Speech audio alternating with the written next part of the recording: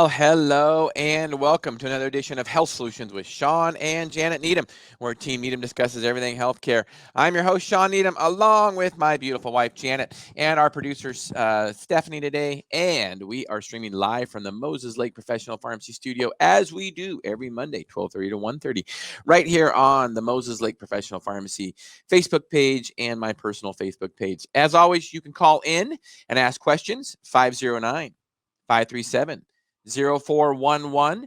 And even if you do not call in live, that forwards directly to my cell phone and I will answer your call. So please don't be afraid to call after hours either. And today we have a very special guest on again. She shared the first part of her story, her weight loss journey, her health journey last week, Lori Powell. And now she's going to talk about addiction and recovery, her story there. It's a great story. Addiction has touched so many people. And I know about a year ago, we had two or three different individuals on our show. And they talked about recovery being the make recovery the epidemic. And that's really where we need to go, just educate people about addiction and recovery. So, Lori, without further ado, welcome back to our show. Thank you, Shawn, and it's good to see you again. Finally see you. Last week I had some issues. I'm computer, what do I want to say, challenged. So grateful you actually get to see me this time. So thank you so much for asking me back. Too. And I'm glad our listeners and viewers will be able to see you. Now, I will say that was totally on my part. It was my issue last week. It was not your technology challenge. It was my technology challenge. So I'm glad we got it fixed this week. So welcome to our show. Glad we can see your shiny face. Thank you so very much. I so appreciate that. And I will take half the responsibility because I just don't know how to do Chrome or Google or somebody or whatever. So, hey, thanks so much for joining us. And I love what you just shared about let's make recovery an epidemic or a pandemic, or let's just change the tide of where we're going with our country and our nation. And I just want to share, my story is probably not unique. I don't believe it's unique. I believe that those of us that struggle with addiction have a lot of the same underlying issues, which I believe are family of origin, issues. I come from a family of alcoholics and drug addicts. It's completely throughout my entire family. My father's alcoholic. My mother was an addict. My grandparents were addicted to drugs in one form or another, to alcohol. I had an aunt go to prison for manufacturing drugs about 7 times. Wow. So I have a lot of family history. So I don't come by it. It's not just something I woke up one day and went, oh, I think I want to be an addict. It's just, I believe it was something that I really believe it's genetic for me. And I believe that addiction is genetic. That's at least my belief and my opinion and my philosophy and the way I was taught. But, at an early age, my dad would give us drinks of his beer. He thought it would be pretty cute to say, hey, go get me a beer and bring it to me from the fridge. And we'd go in, toddle in and grab it and come back and say, can I have a sip? And he'd be like, sure.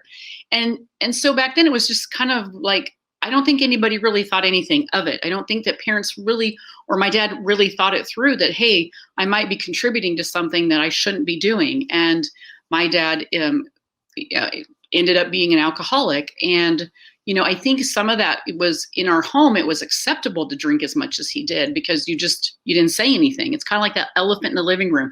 There's a problem, somebody has an issue, but you don't say anything to anybody, right? You just pretend like it's not happening. But at a very early age, being able to drink in front of my dad. And then as I got older, as an adolescent, my parents was okay for me to smoke. It was okay for me to drink at home. And I don't think that they thought that it was a bad idea. They thought it was, hey, have you drink at home?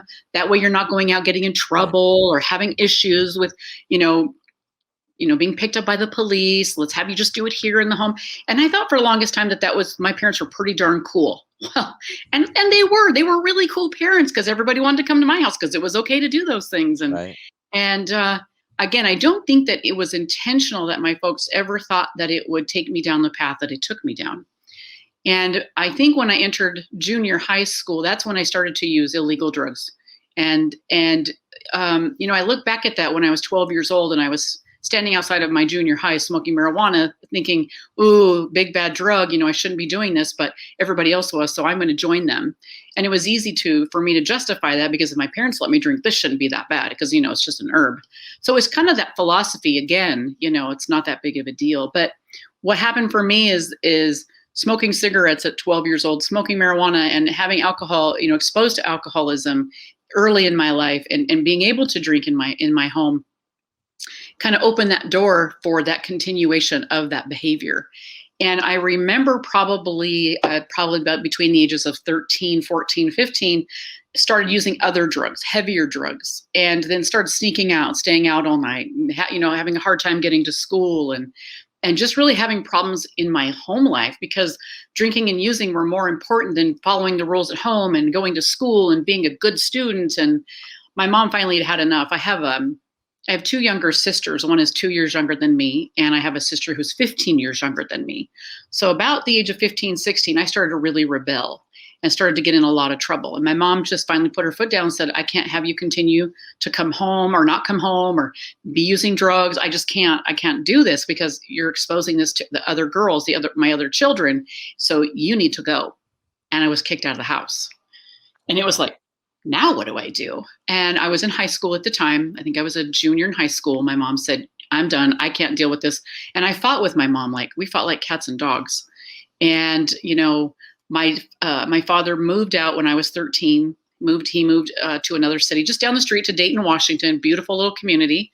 My mom raised my sister and I in Walla Walla. All three of us were raised in Walla Walla, my other sisters. And then my mom married another alcoholic after her and my dad divorced because he was alcoholic. So she married another one and had another child. But that's another story for maybe another day. But it's also part of my recovery story as well. So I believe, like I said, 14, 15, 16, started giving into heavier drugs. My mom's like, I'm done. I can't deal with you. Kicks me out of the house. I'm still in high school. I move in with my boyfriend, and I'm going to high school, and I'm surprised I actually was able to graduate because I probably missed more school than I attended.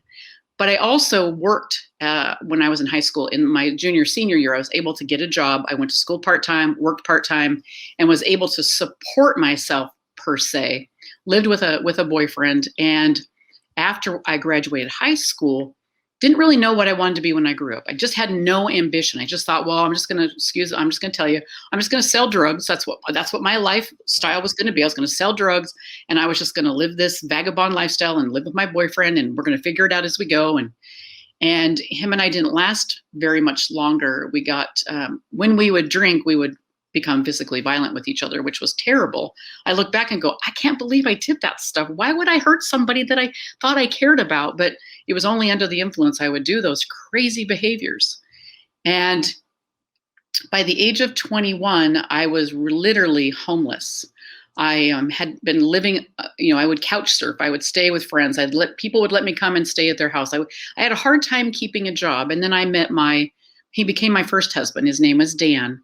I met him, and he and I then moved in together. Of course, I wasn't following any real good protocols in my life. I was just kind of living however I wanted to live. I just didn't really have a moral compass, I guess you could say, at the time.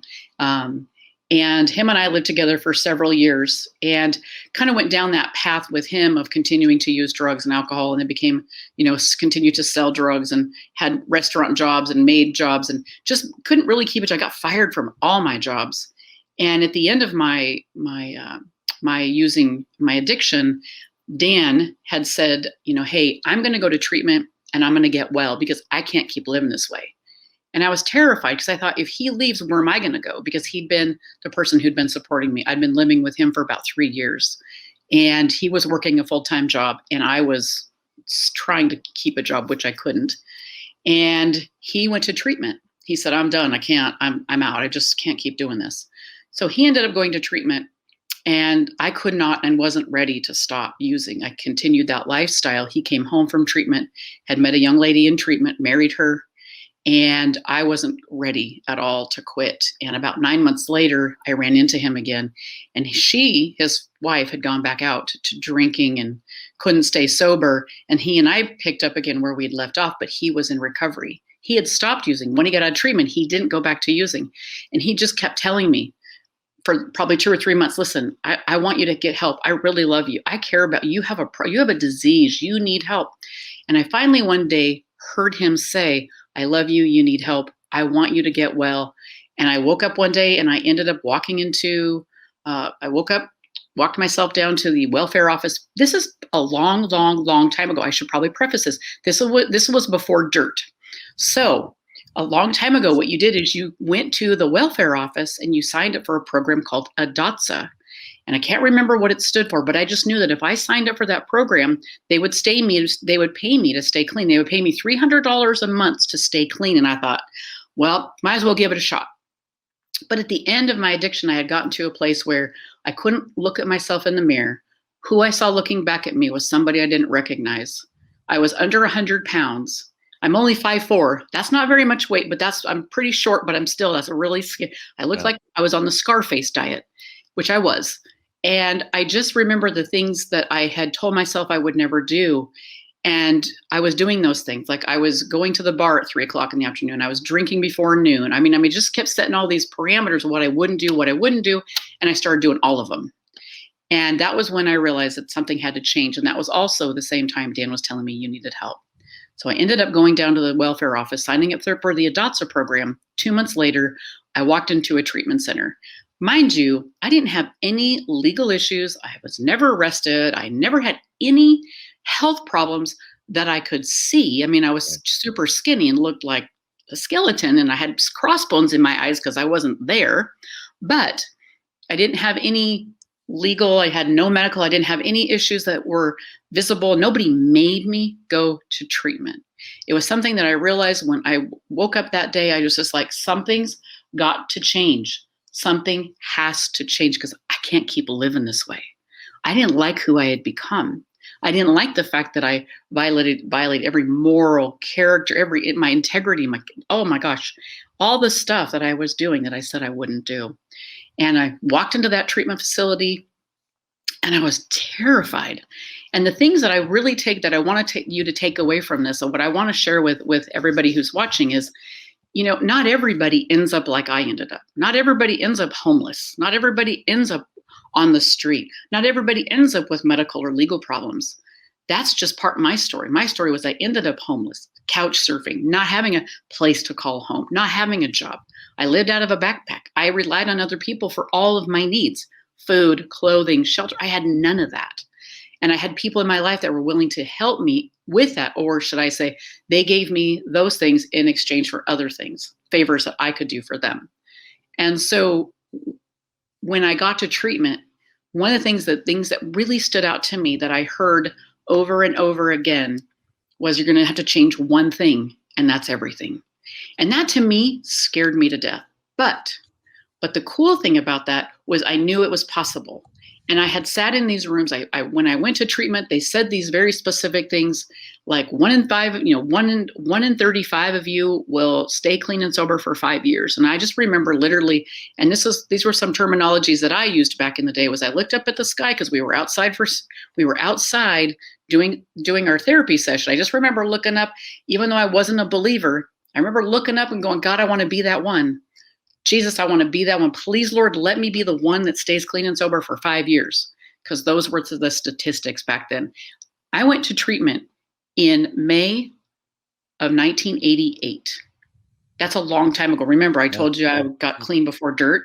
So in May of 1988, sitting outside in Vancouver, Washington, at this little treatment center, telling God, I want to be that one. I want to be that one to stay clean for 5 years. I set a goal and didn't even realize that I had done that.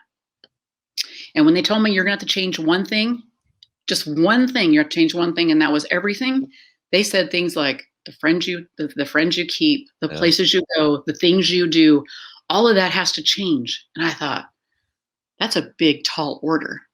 And I just really grabbed onto the idea that it was going to take a lot of effort to stay clean. And then I knew when I got home back to Walla Walla that I was going to have to do some very simple things. And those simple things were, I was going to have to go to recovery meetings. I was going to have a sponsor, which they talked about heavily in the treatment program I was in. They talked about doing step work, the 12 steps of a recovery program. And I was so terrified that I was willing to do whatever it took, because when I walked into that facility, like I shared with you, I didn't know who I was, because who I had become was not who I know God intended me to be. I was not the person. I was a shell of a person that had walked into that facility trying to figure out who was I really. And will I really like who I am when I stop using and drinking? And who am I really? Because for most of my adolescence, from the age of 12 to 23, almost 24 years old, I drank alcohol, used drugs, and tried to avoid who I was or how I felt. Right. And so getting out of treatment was the most terrifying thing I did.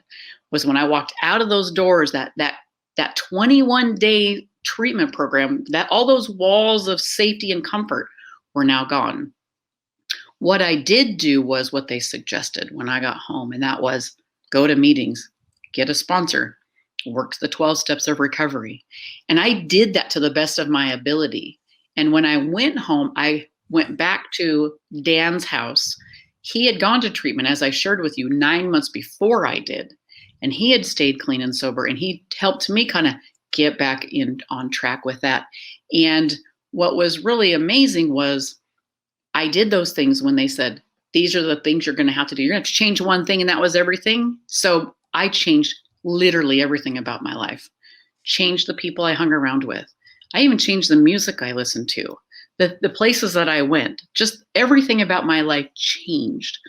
I got very actively involved in our 12-step community, very actively involved with sponsorship, had a sponsor that I talked to every day, 3 or 4 times a day. And, I got so involved with that community that I just felt like I was in the middle again of a safe environment. And I had the tools that I needed to surround me to stay in recovery.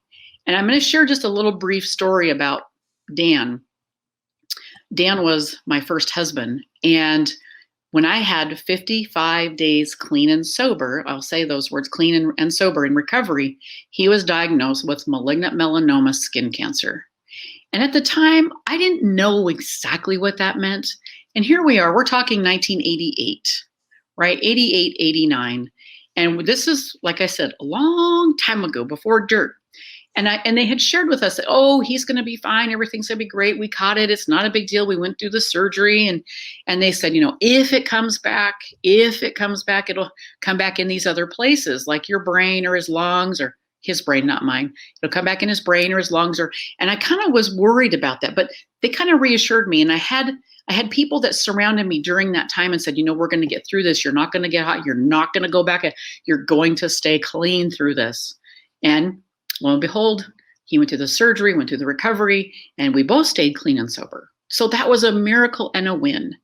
And I decided that about 2 years clean that I wanted to do something with my life when I grew up. I thought, what do I want to do with my life? What do I want to do for a living? Because remember, when I was out there in active addiction using drugs and alcohol, I wasn't employable. I could not show up. I didn't know what day I would sleep or what day I would wake up or anything about whether I was coming or going. So I had gotten a little job at a little grocery store around the block from where we were living. And I decided I was going to go back to college because I wanted to be somebody. I wanted to have purpose. And a little before I had 2 years clean, I had done some interviews with some people that I thought, well, maybe I want to be a counselor. Maybe I want to be a drug and alcohol counselor when I grow up, because by golly, if I can get clean and sober, so can someone else. If I can go through what I went through, I know other people can too. And I interviewed a friend of mine who was a counselor, and I thought, man, that sounds like a great job. I also thought about going into working with developmentally disabled people, because I loved that. I did that in high school. When I shared with you that I was working part-time when I was in high school, that's what I did. I worked at a facility that catered to and employed developmentally disabled people, and I loved it. They were the most wonderful people on the planet to work with. But I decided to go into chemical dependency because that was something that was so near and dear to me. Mm-hmm. And at about 2 years clean, because back in the day, you had to have 2 years in recovery before you could work in the field. So I went and I moved back to Vancouver, Washington, and went through a training program that took a year. Got educated. We did all the classes. I worked and went to school all at the same time for an entire year. And during that year, Dan had another relapse with his cancer. It had come back. And I was a little more upset and a little more scared this time because we weren't quite sure what that was going to mean. And when I left the training program in August of 1991, is that correct? 88, 89, 90, at 91, we decided we were going to get married. So we got married, and it was kind of like a shotgun wedding. And there really was no need for a shotgun, right? Because I wasn't pregnant. But what I did do is we did say, let's get married, because I wanted to spend my life with him because of all the things that we had gone through. We had gotten married in September of 1991, and his cancer had come back that August. So that September we were married. And I was a little apprehensive about it, but I thought, you know what? It's going to be fine. He's going to be great. And then that following year, in February of 92, he actually had another relapse of cancer, and it had come back with a vengeance in his bone, in his brain, or his lungs, his spine. It had come back in multiple places. And by the end of October of 1992, he had passed. And I had just a little over 4 years clean. And I surrounded myself again. And remember, the whole time I'm going through all of this stuff, I am just in the middle of recovery, and in the middle of this community of people that loved me and supported me and cared about me. And I continued to reach out to those people. And I did everything that I was encouraged to do about how not to go back to numbing my feelings. How do I walk through these feelings of loss and not use drugs and alcohol? How do I do this? And I spent a lot of time in grief. Spent some time in grief therapy. I did some things that people said don't do, like right after Dan passed away. They said, don't make any other major life changes. This is like the one thing you want to just stay put, don't do it. Well, do you think I listened? Not this time. I changed jobs. I moved to a new community. I got rid of my dog. I sold my car. I mean, everything in my life changed. All the major life changes you can make. I did that. Please, listeners at home, don't do what I did, because it was crazy. I didn't quite realize that what I was doing was I was compounding the grief. Right. Every time I made a change, I compounded the grief and compounded it every single time I made another change. But what I did was I still continued to be very focused on recovery and in the community of people in recovery. And, I did the things that, like I said, they said, don't do. I got into multiple relationships right after Dan passed away, thinking I got to find this dead guy somewhere. And that actually, that never panned out. Right. But in 1993, I did meet my current husband, Rod. And we have been married as 22 or 23 years now. And both of us, I met him in recovery. And I this year celebrated 33 years of recovery. I haven't had to go back to drugs or alcohol in order to live or feel my feelings. I shared in our last podcast with my weight journey and my weight loss journey. I used food for some of those things. I love to shop.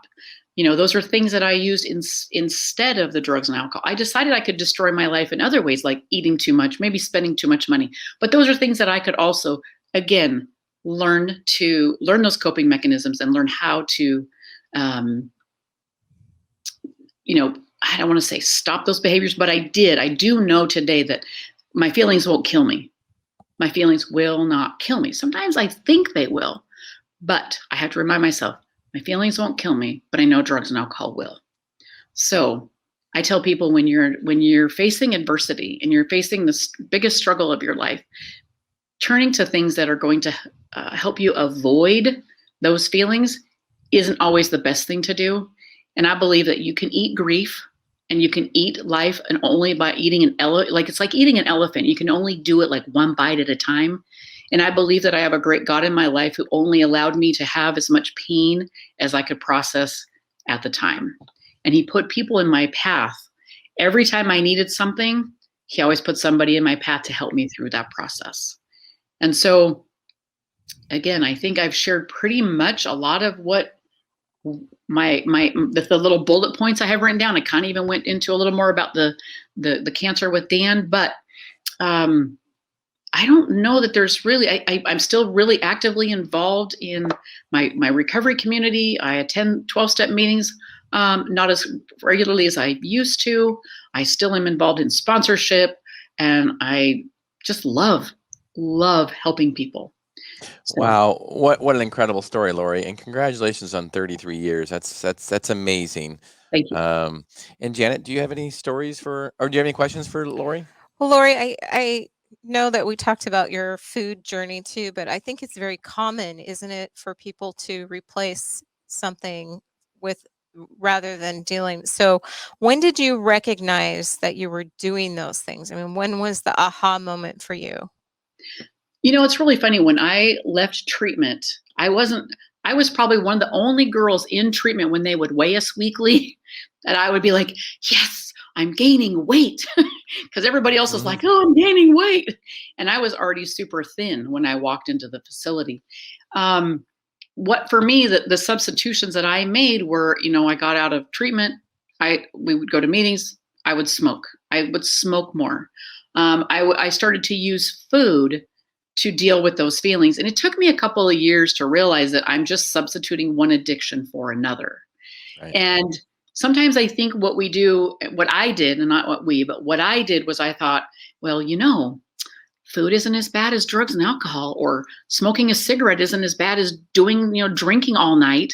So I kind of used that as a justification and a rationalization. And when my food addiction kind of started to take off after our son came to live with us, that's another story of our lives. Um, I found that food became an easy way, because I had stopped smoking. Food became an easy way to avoid my feelings, because it's easy to say, well, I don't want to waste the food. He's not going to eat it, so I better eat it. And it was just easier just to eat, even mindlessly. And I think throughout my life and throughout my journey, I have found that when there are stressful situations, when there are life things happening, I find that it's easy to revert to eating too much or not eating at all.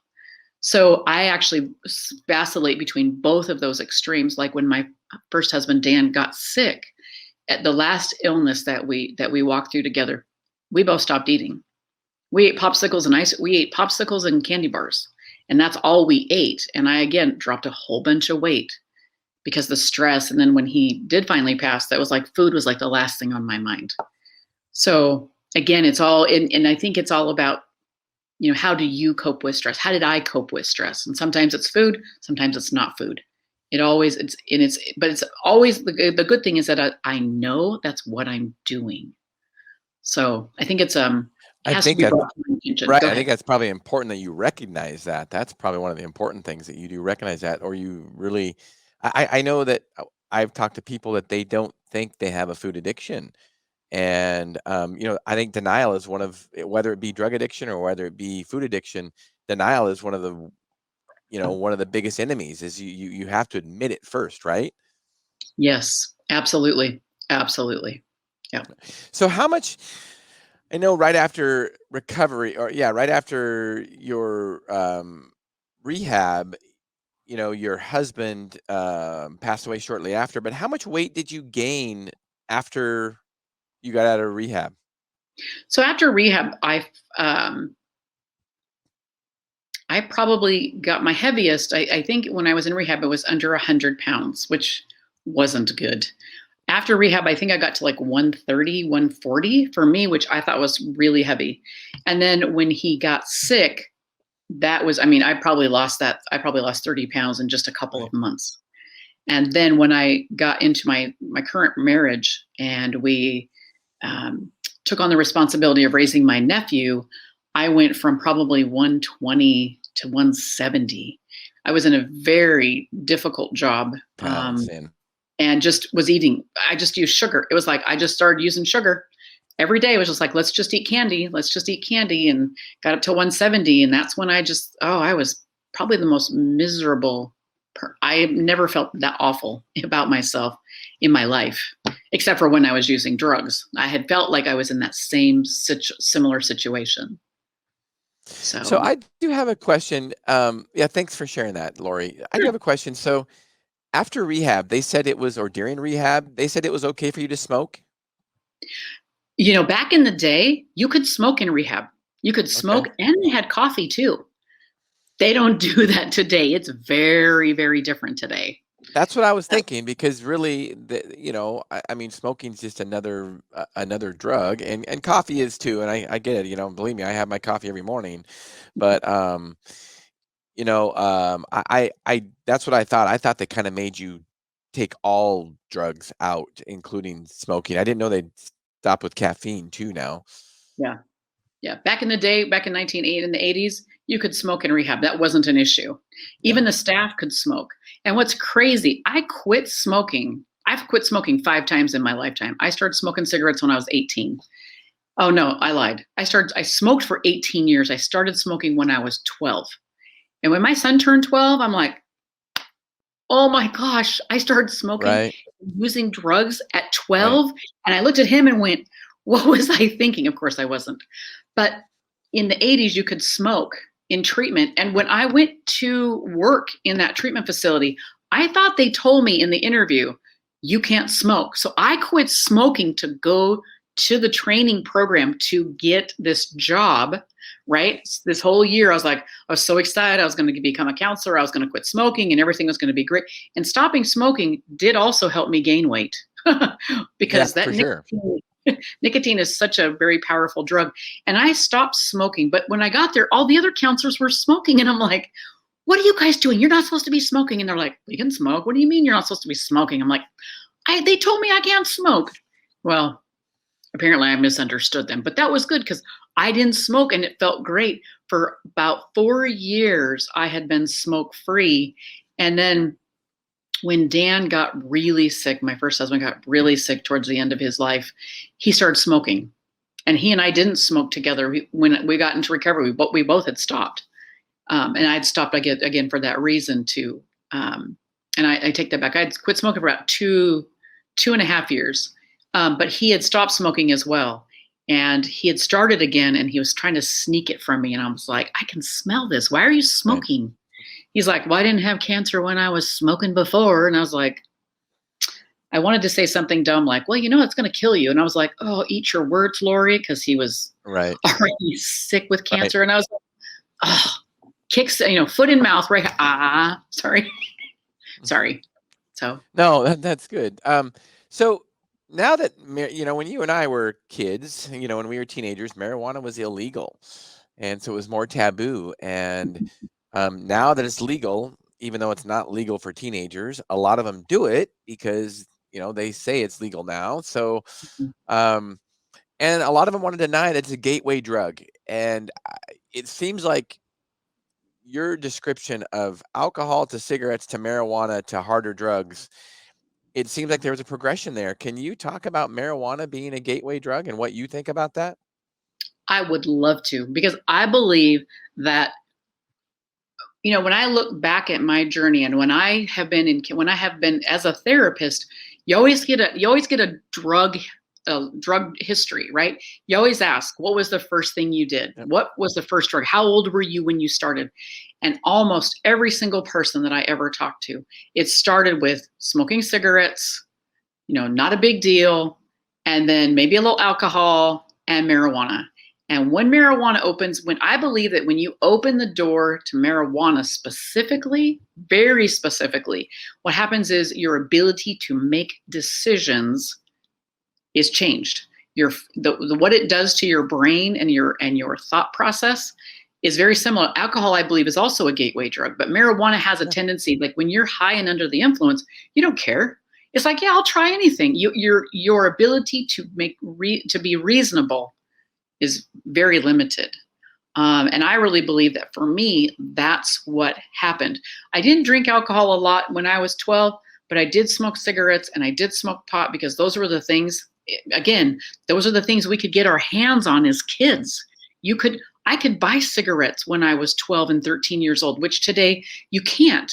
And we could get pot from, our high school, our friends' high school brothers or whoever, but drinking was a little bit harder because you had to have somebody that was 21. But that's right.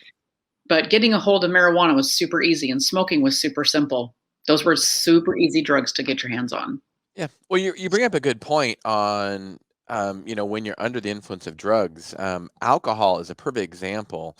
I know when people are trying to lose weight and we often get calls or we counsel people that are trying to lose weight. And one of the things I tell them is they've got to cut out alcohol.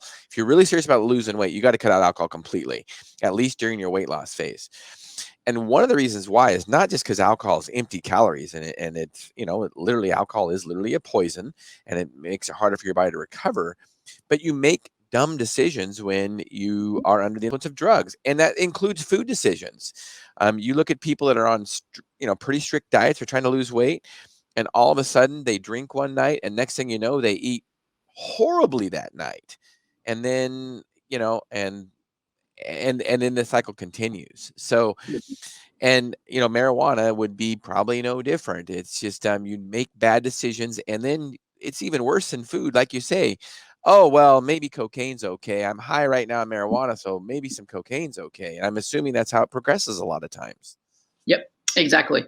And that's usually exactly what happens. And that is when I look back at my history, that's exactly what happened. Is every time I was under the influence of a drug, it was easier to be not scared of another one. It was like, oh, you guys are all doing Right. it. I'll do it with you. Because number one, I want to fit in.